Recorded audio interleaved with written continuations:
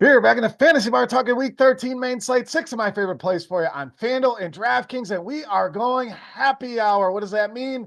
Every single play on DraftKings, 6,500 or below, including the Beast of the Week, giving you some of my favorite values, my favorite correlations and stacks, and of course, that Beast of the Week. Who we talking about? Only one way to find out. It's time to belly up to the Fantasy Bar.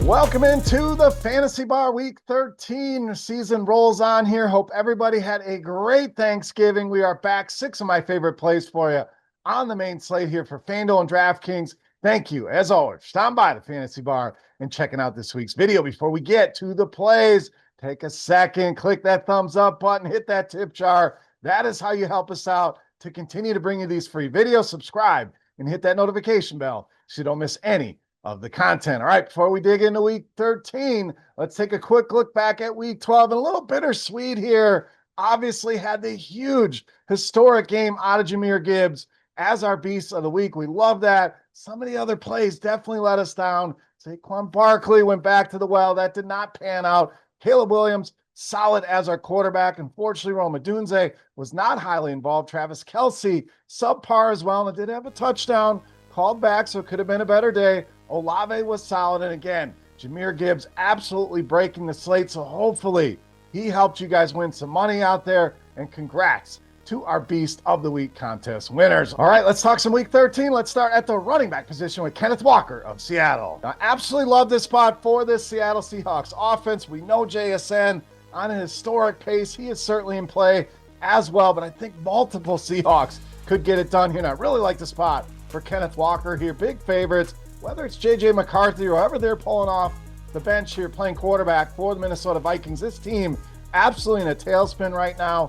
Yes, Zach Charbonnet is a thorn in the side here, but Kenneth Walker's starting to separate a little bit, and Charbonnet's not going away. This is not going to be a workhorse situation, but season high in snaps, 64%, season high in routes run last week as well, and does have 6 receptions over the last 2 games. So Seattle's really made an effort, get the ball in this guy's hands. Minnesota, as I mentioned, really struggling here. At least 140 rushing yards allowed to their opponents in 4 of their last 5, and 146 per game over the last 3 weeks. We haven't seen the blow-up game yet. I think it's coming here this week for Kenneth Walker. All right, let's go to the wide receiver position. We're going to roll with some value in Greg Dortch. Now, Trey McBride, Michael Wilson have been phenomenal, no doubt, and they are in play once again here this week, and they are certainly getting all the headlines, deservedly so. But Greg Dortch kind of been sneaky good under the radar here, and I think that's going to fly under the radar as far as ownership goes as well. And I like the spot for this passing attack against Tampa Bay. Now, obviously,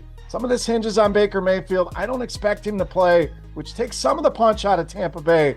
But even if he's out, this is still a defense that's much more vulnerable through the air. So to expect Jacoby Brissett to be aggressive here. Tampa Bay, as I mentioned, has struggled through the air, especially against wide receivers. We're talking bottom 6 in receptions allowed, receiving yards per game allowed, and bottom 10 in fantasy points allowed. No issues with the other players here or the full stack once again, but Greg Dortch simply too cheap, playing a big role, and I do not expect Marvin Harrison back here this week. All right, to the quarterback position, we're going to go with Justin Herbert of the Chargers. Now, the Chargers certainly struggled before the bye. I'm really expecting this team to get back on track, especially this passing attack with an extra week to prepare and a good matchup here in a big game for this Chargers team. Got to keep winning to keep pace here in the AFC. And Herbert obviously struggled as well. I'm really expecting the field to look elsewhere, especially the newer players that may be lingering around from Thanksgiving. They're looking at box scores.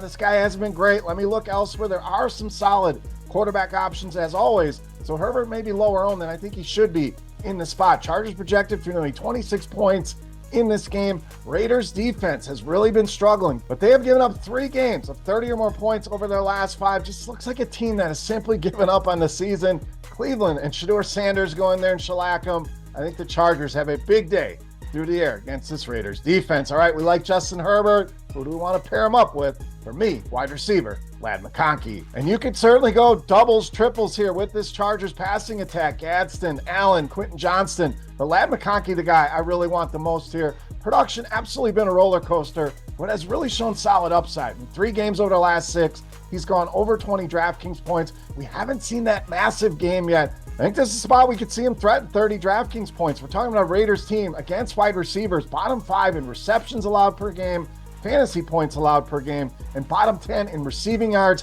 and receiving touchdowns. Great spot here for Ladd McConkey against this bad Raiders secondary. All right, let's get you some value at the tight end position with Gunnar Helm of the Titans. Now, did not expect to roll out many Titans here this season. It's an ugly team, but I think a lot of people are taking that outlook, kind of writing this team off. I think there's sneaky value here. And obviously, if you can get up to a guy like Trey McBride, certainly what you want to do. But if not, or you want to do the double tight ends, I think Helm is in play here this week. Calvin Ridley out, and we'll see what the status of A.O. Minor is. They're just down a lot of pass catchers, and Helm has really stepped in and played a solid role here. And he has shown a great rapport with Cam Ward, 12 targets over the last couple weeks. They are 6.5-point underdogs, so likely, like we saw last week, playing from behind and throwing a ton. And hey, garbage points count just as good as any other fantasy points. Not to mention, it's a very good matchup here. Jacksonville, only the Bengals, allowing more production to the tight end position this season, giving up the second most DraftKings points per game. Gunnar Helm, not for everybody, but a great value play, in my opinion, here in Week 13. All right, it's time. Take a look at my favorite play for Week 13. Before we do that, let's give away another free month of RotoGrinders Premium with our Beast of the Week contest. All you got to do, hit that thumbs up button if you have not already, and thank you for that. And then head to the comment section and guess fantasy points on DraftKings for my Beast of the Week. Your guess is the closest. Easy as that. You get an entire month of RotoGrinders Premium absolutely free just for watching the video and hanging out in the fantasy bar. While you're down there, who is your top play? A lot of great choices out there. Who's your Beast of the Week? Let me know in that YouTube comment section. All right, let's wrap things up with my favorite play. You know, Matt, Beast of the Week.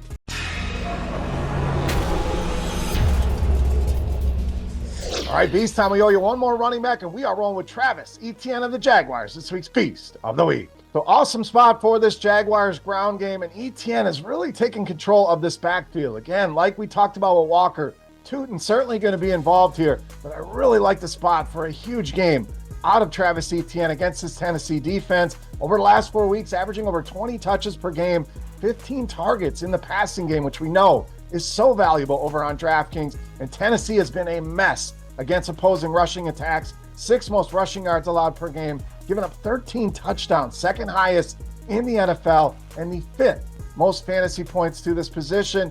Etienne a little bit too cheap, in a great spot, and easily my favorite play on the board, Travis Etienne, this week's Beast of the Week. All right, guys, that'll do it for our Week 13 six-pack. As always, any comments, questions, feedback, anything you guys want to discuss, that comment section below the video here on YouTube is for you. I'll be checking that all throughout the weekend. Get your guess in. Travis Etienne's DraftKings points for a shot to win that free month of RotoGrinders Premium. And give me your top play, your 10 in the bar. Who is your Beast of the Week? Let me know in that YouTube comment section. For RotoGrinders.com, I am Beer saying salut, guys. Thank you so much for watching. Best of luck here in Week 13, and we'll catch you next time. Thanks for checking out our videos. Don't forget to subscribe to this channel for more DraftKings, FanDuel, and other DFS content. And you can check out our daily live show schedule on RotoGrinders.com/videos.